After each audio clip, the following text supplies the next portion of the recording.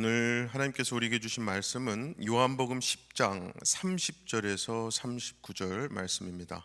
신약성경 164쪽에 있죠. 요한복음 10장 30절에서 39절입니다.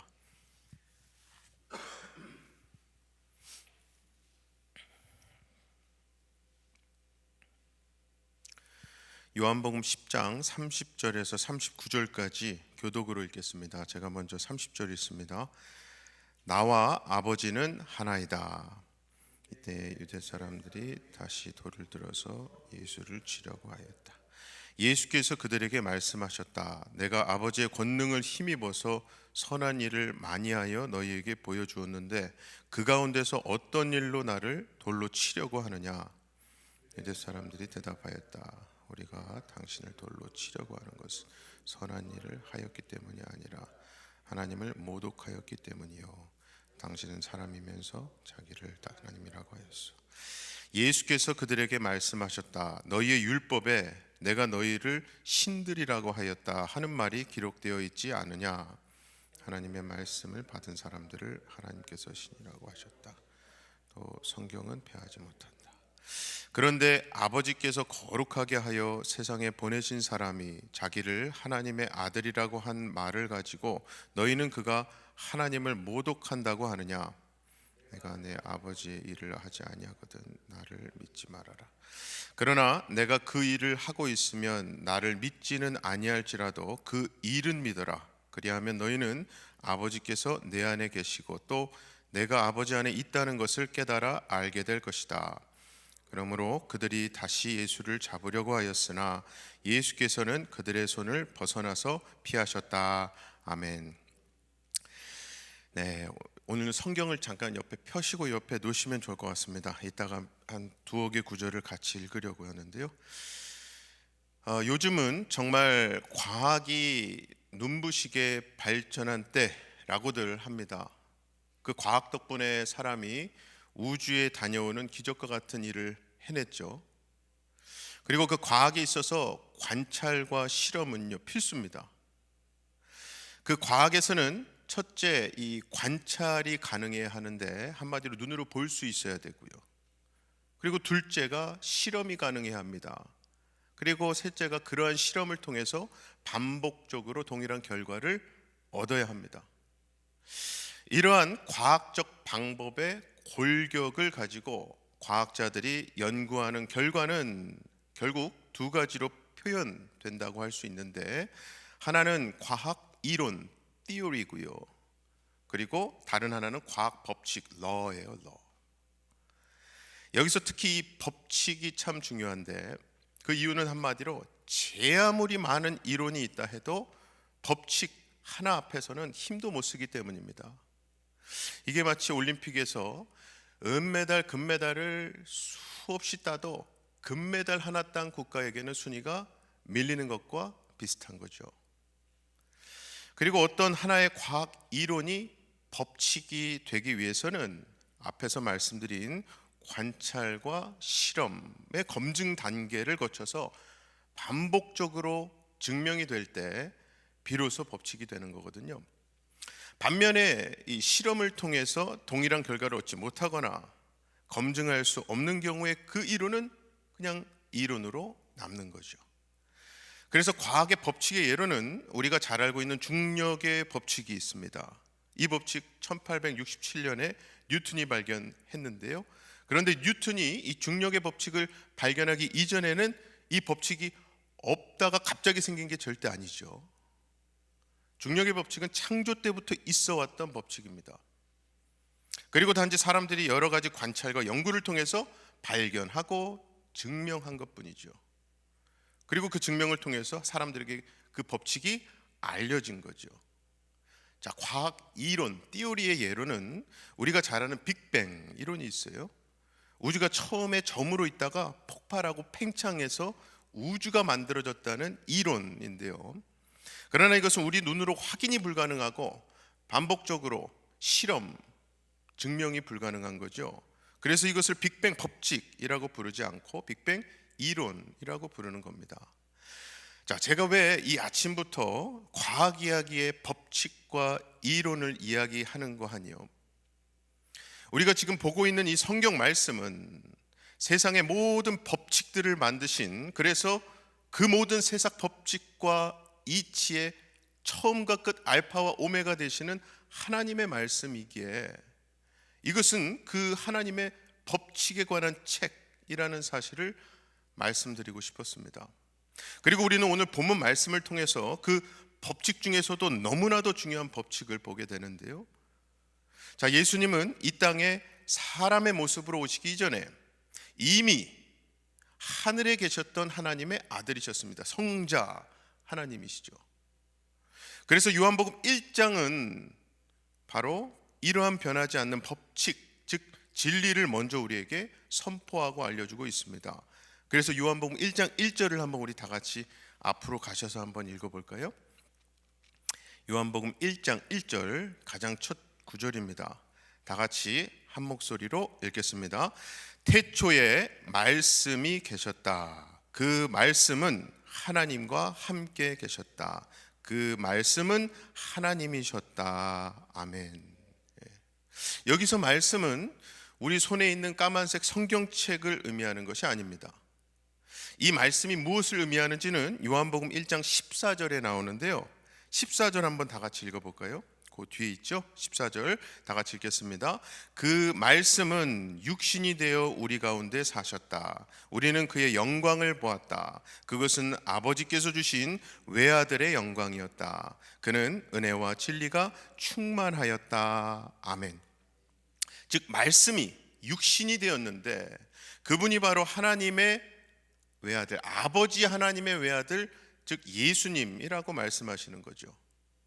여러분, 정말 예수님이 하나님의 아들이라는 사실은 우리가 그 사실을 관찰하거나 연구하고 증명하기 이전에 영원전부터 변함없던 사실이었습니다.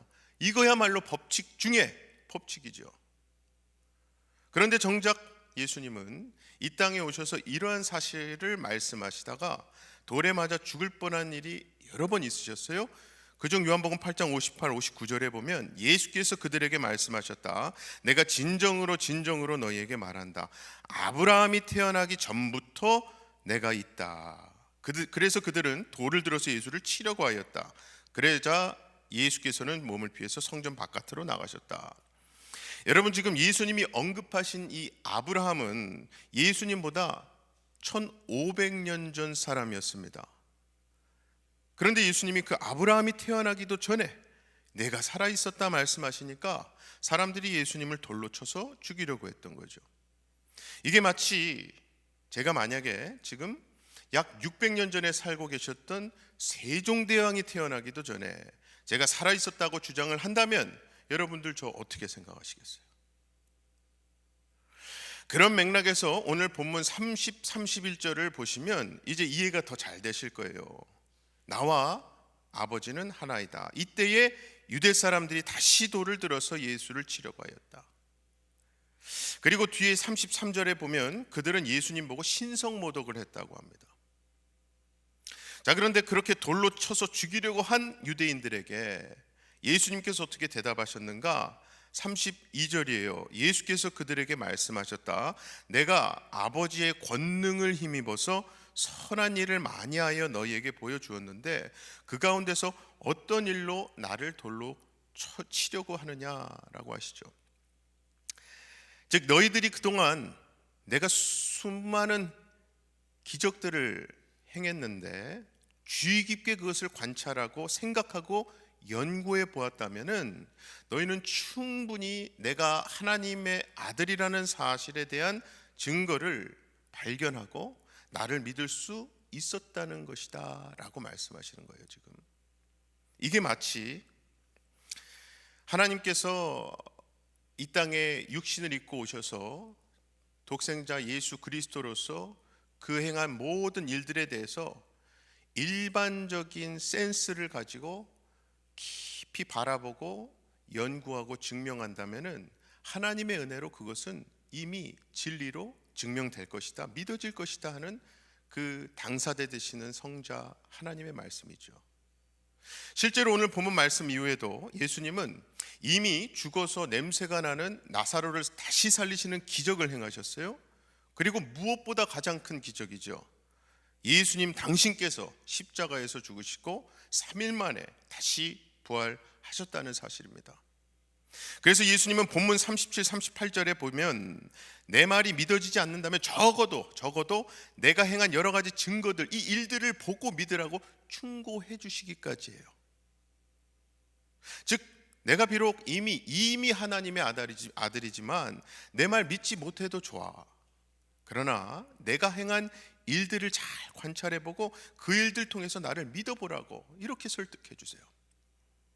우리는 예수님의 이런 말씀들을 통해서 아주 중요한 교훈을 얻게 됩니다. 그것은 바로 예수님은 사람들로부터 관찰되어지고 증명되어야 하나님의 아들이라는 사실, 그것을 밝힐 수 있는 것이 아니라는 거예요.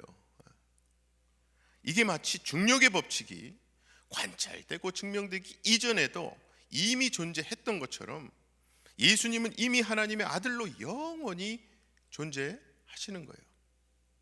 그리고 우리 또한 십자가에서 내 죄를 대신해서 죽으시고 부활하신 예수님을 믿으면 누구나 하나님의 자녀가 됩니다. 맞습니까?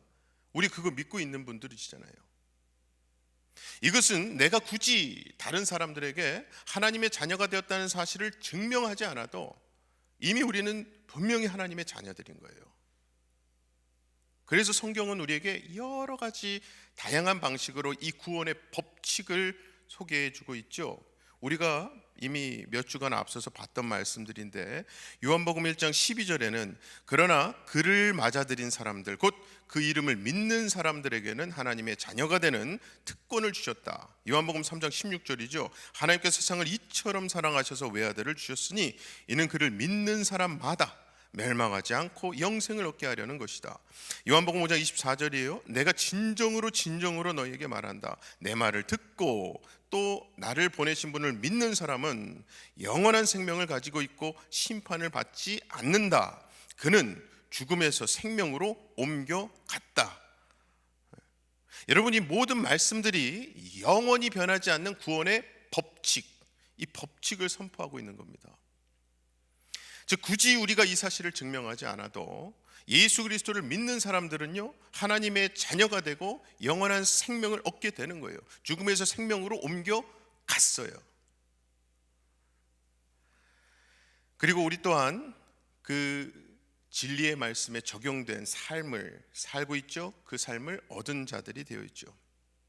자, 그런데 예수님은 분명히 하나님의 아들이시지만 사람들에게 관찰되고 증명되기를 원하셨습니다. 마치 예수님의 비유 말씀 중에 또 사람이 등불을 켜서 말 아래에다 내려놓지 아니하고 등경 위에다 놓아둔다. 그래야 등불이 집안에 있는 모든 사람에게 환히 비친다 라고 하신 말씀처럼요.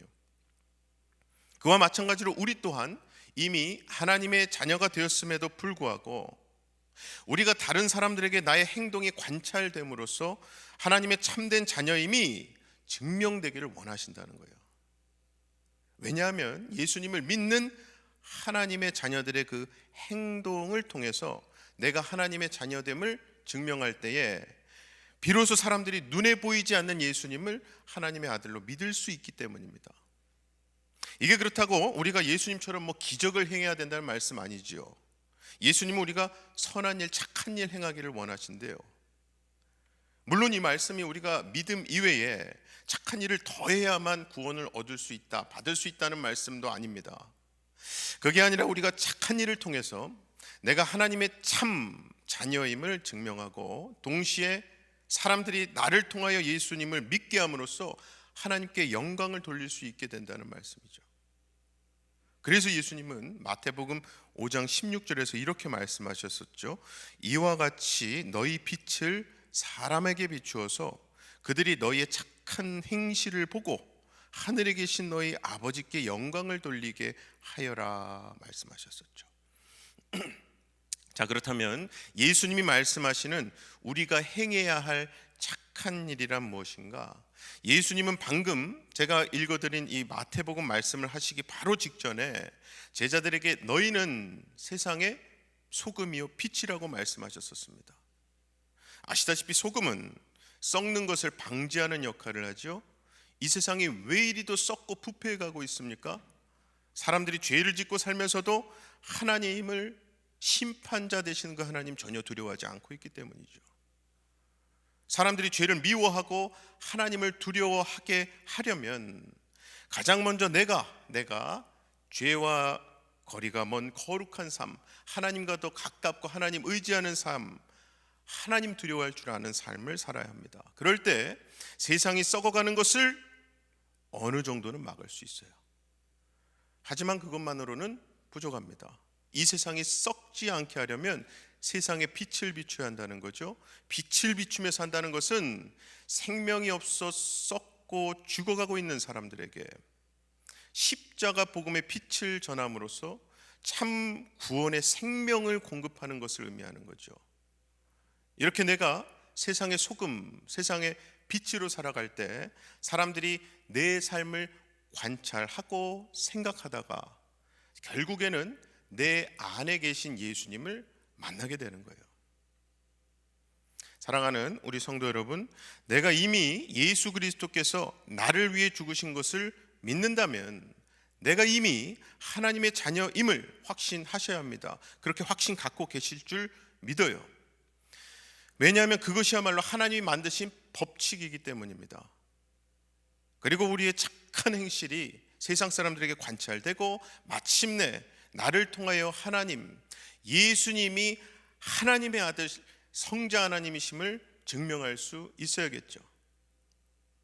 아무쪼록 저와 여러분 모두 이 세상에서 소금과 빛으로 살아가시며 내가 하나님의 참 자녀됨, 그리고 예수님이 하나님의 아들이심을 증명하시는 귀하고 복된 삶 살아가시기를 주님의 이름으로 간절히 축원합니다. 시간 우리 다 같이 기도하실 때에 사도 바울이 로마서 7장 18절에서 이렇게 고백했더라고요. 내 속 곧 내 육신에 선한 것이 거하지 아니하는 줄을 아노니 원함은 내게 있으나 선을 행하는 것은 없노라 고백했었더라고요. 그러고 보면 여러분, 신앙의 시작은 내 안에 선함이 없음을 발견할 때, 그래서 하나님만 전적으로 의지할 때인 것 같습니다. 이 시간 기도하실 때 하나님, 나는 내 힘, 내 의지로는 절대로 할 수 없습니다. 하나님께서 도와주셔서 나로부터 착한 행실이 나오게 하시고, 그래서 그렇게 하나님 은혜로만 내가 하나님의 참 자녀임 증명하고 예수님이 하나님의 아들이심이 드러나게 되는 우리 삶 되게 해달라고 기도하십시다. 다 같이 기도하겠습니다. 사랑의 아버지 하나님, 감사합니다. 오늘도 은혜 가운데 빛의 말씀 가운데 우리를 불러주시고 그 빛 앞에 노출시켜 주시니 감사합니다. 하나님, 어두움이 너무나 익숙하고 세상의 모든 것들이 더 달고 값지게 느껴지는 본성을 가진 우리가 하나님께서 그 육신의 본성을 거스르게 하시고 생명으로 하나님의 원래 창조하신 그 목적대로 우리를 불러주시는 이 말씀 앞에 우리가 온전히 건강하게 올바르게 반응하기를 원합니다. 무엇보다 내 안에 선함이 없음을 사도 바울의 고백과 같이 우리의 심령에도 진정으로 고백하고 인정하고 동의하기를 원합니다. 내가 스스로 선한 일을 행할 수도 없고 내가 스스로 하나님을 믿겠다고 열심히 신앙생활 하는 것이 다가 아니라 무엇보다 내 안에 아무것도 하나님을 따를 어떠한 능력이나 조건조차도 없음을 고백하고 전적으로 하나님의 은혜로 내가 이 자리에 와 있고 하나님을 찾고 아버지라고 부를 수 있음을, 그 은혜 되시는 예수 그리스도가 그래서 나에게 생명길 되심을 인정하는 우리가 될 때에 우리 삶에 진정한 하나님의 전적인 능력이 곳곳에서 생명력을 발할 줄로 믿습니다. 시간 우리가 그 하나님을 인정하고 고백하며 내 삶을 통해서 그래서 빛과 소금의 역할이 가능하게 됨을 소망으로 품고 오늘도 그 하루를 귀하게 여기며 살아가게 하여 주시옵소서. 우리 사랑의 은혜의 아버지 하나님, 참 감사합니다. 오늘도 우리를 이 말씀의 자리, 기도의 자리에 불러주시고 하나님께서 진짜 은혜로 또다시 주신 하루를 시작하기에 앞서서 말씀과 기도로 시작하게 하시니 참 감사합니다.